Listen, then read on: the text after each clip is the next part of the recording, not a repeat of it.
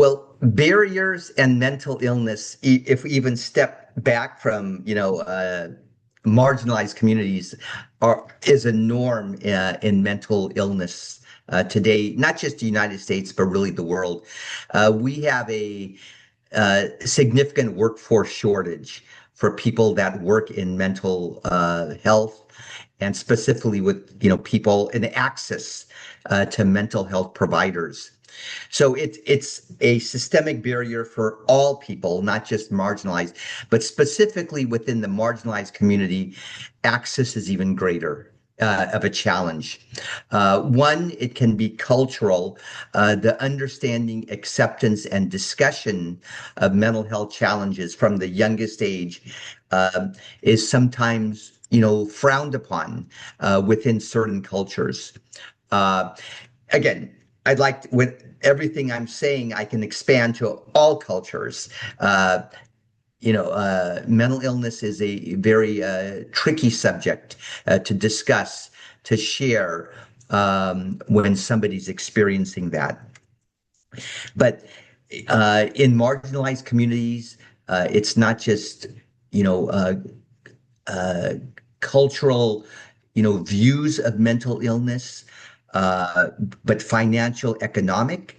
Uh, Access to good, even medical care, is a barrier for many marginalized communities. There are provider shortages, as I mentioned. Many of these communities live in what we call deserts of mental health access, where there are not providers that are there. Uh, I'm involved in many programs where we're trying to train primary care physicians in the delivery of basic mental health.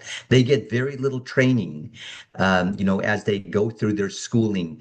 If you're a primary care doctor, a family medicine doctor, a pediatrician, OBGYN, an internist, you may only have 2 to 4 hours of training through your entire, 3 years of residency. And most individuals with mental health challenges or actual conditions are treated in the primary care setting. So you can imagine people that don't have the training, but that's the only place individuals that are experiencing depression, anxiety, substance abuse, that's the only clinician they have access to. There are so few mental health specialists to meet the needs of the number of people we need. And that's even expatiated when you're in a marginalized community because no one's practicing there.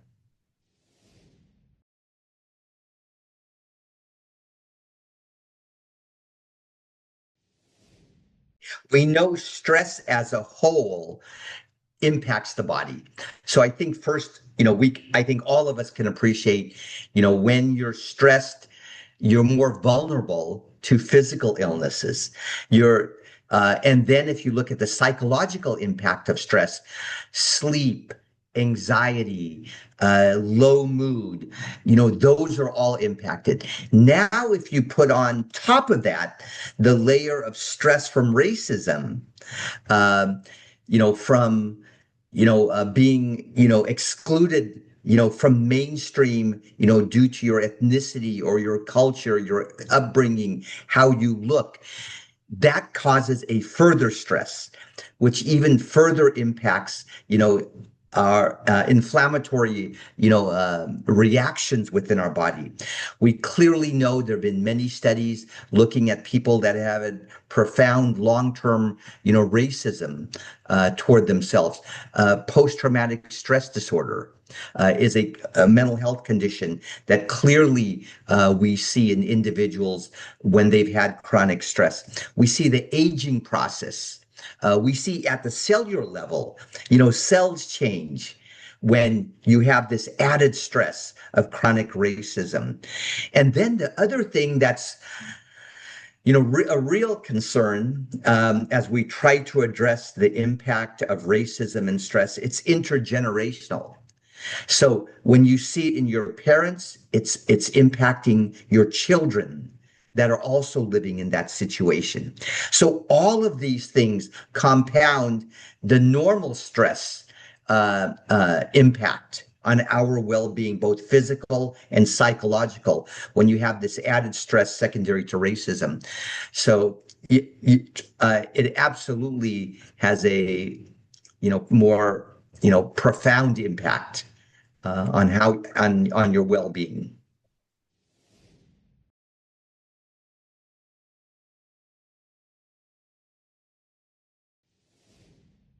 So again, I'll step back from marginalized. I'll come back to that. It's not uncommon for the first interaction with the mental health system to be somewhat negative. Especially if you're having an acute kind of crisis. By acute crisis, I'm referring to somebody that may be having a thought disorder, a mental health, what we call like a breakdown. Maybe they're misinterpreting reality. It could be somebody in a severe depression, hopeless, thinking about not wanting to live, somebody in a substance abuse crisis. That first intervention is not always pleasant, but part of that is it's not always somebody doing it voluntarily. It's a family member. It could be law enforcement being called because there's an acute crisis and safety at risk. So the individual is not always having that first interaction in a way that they're completely supportive of that. It's against their will. So that's the big concept that often happens when one has their first interaction with, and even when it's not as acute, it's often guided by another family member or friend that's concerned and is really helping set up that appointment and so forth. So the person is very ambivalent and unsure of why this is all happening, but they're agreeable. So there's always a challenge in your first mental health appointment. It very rarely it's somebody completely agreeing, having that inside judgment, and totally on board. There's always that ambivalence. So that's somewhat of a difference from a physical illness and the first time you have an interaction for a condition. Now let's go to a marginalized community and their first experience. There's a lot of bias that takes place in that first experience. Unfortunately, we still are a society where healthcare disparity and how we view different cultures has impact on a conscious and even unconscious level. When we evaluate, we approach. So an individual from a marginalized community, our line of questions of eliciting what's happened is very different than somebody from a marginalized community. We often will, take a look at their cultural background and what brought them here, and some biases, will play a role. How we explain the treatment, how we explain the condition is also, studies have shown, is different. The choices of treatment sometimes are more punitive. If we're choosing a medication for an individual from a marginalized community, that's clearly been seen in the African American community, will often prejudge that this individual is going to be non-adherent or non-compliant and use medicines such as long-acting injectable agents, where we haven't taken the time to explain in the full detail. We already have this preconceived notion that we're going to have to take the active role and make the decision for them. So it clearly plays a role, and you can understand why that experience is felt quite negative, on the receiving end. Unfortunately, law enforcement also, plays into this bias. If it's an acute situation, domestic violence, somebody threatening somebody else, intoxicated, it's a much more rough approach in that first evaluation, and where an individual may be handcuffed and the individual will be placed in a police car, brought to the hospital, potentially brought to jail. Very traumatic experience, and that's clearly been found.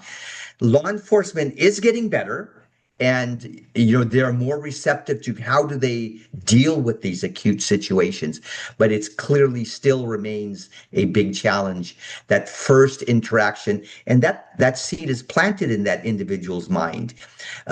You may lose many years in that reapproach. So what are strategies?